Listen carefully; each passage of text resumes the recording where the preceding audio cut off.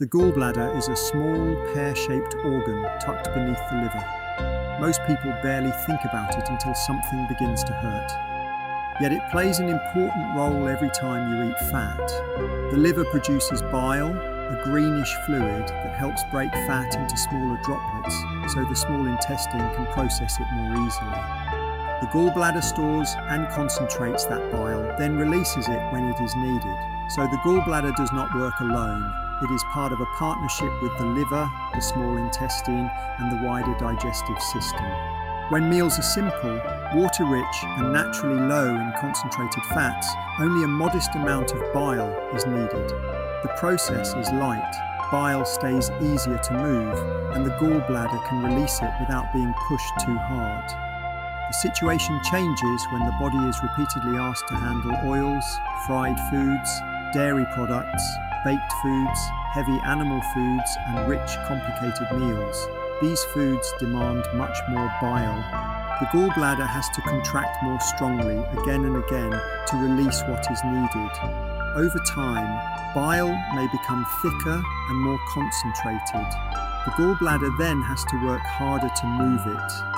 This can show up as nausea, bloating, indigestion, pressure beneath the right ribs, or pain that may travel into the back or right shoulder. From the natural hygiene perspective, these sensations are not random attacks. They are signs that the liver and gallbladder system is struggling with the conditions it has been given.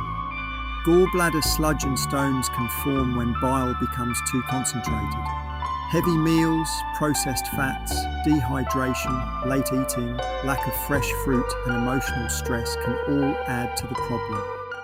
The stones are not the real starting point. They are the end result of conditions that have been building over time. That is why simply focusing on the stones can miss the larger picture. The more useful question is, why did the bile become thick enough for this to happen? The gallbladder is also affected by the liver. The liver makes the bile, so anything placing a heavy demand on the liver also affects what the gallbladder has to store. Overeating, stimulants, processed food, medication residues, poor hydration, and eating late into the evening can all increase the workload. This is one connected process. You cannot properly understand the gallbladder without looking at the liver and the way the whole person is living.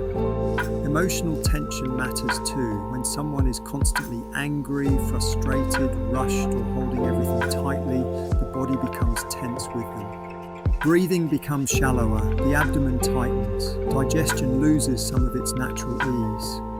This is why gallbladder discomfort can sometimes flare during stressful periods, even when the food has not changed very much. The body responds to the whole situation, not just the last meal. Supporting the gallbladder begins by reducing the burden. That means simpler meals, less oil, fewer fried and processed foods, less heavy evening eating. More fresh fruit, leafy greens and water-rich vegetables. Good hydration helps keep the body's fluids moving. Walking and gentle movement supports circulation and digestion. Deep breathing helps release tension through the abdomen. Proper rest gives the liver and gallbladder more space to carry out their work. Periods of digestive rest can also reduce the immediate demand for bile. Fruit-only days or simple mono meals can make digestion much easier because the body is not dealing with several heavy foods at once. Fasting can provide deeper digestive rest, but it should never become another form of force. The point is to reduce demand, not create more stress. Some people have their gallbladder removed and expect the original problem to disappear, but the liver still produces bile afterwards. Without the gallbladder, that bile is no longer stored and released in a stronger amount when fat arrives. Instead, it flows more continuously into the intestine. This is why some people still experience bloating, loose stools, nausea, or difficulty digesting fatty meals after surgery. The body can adapt, but the original dietary burden still matters. Whether you have a gallbladder or not, simpler food and lower amounts of concentrated fat usually make digestion easier. The gallbladder is not asking for complicated cleanses or another quick fix. It is asking for less pressure.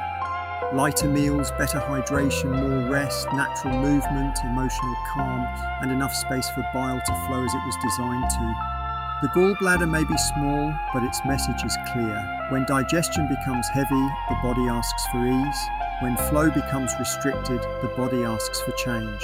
And when symptoms appear, the body is asking you to listen.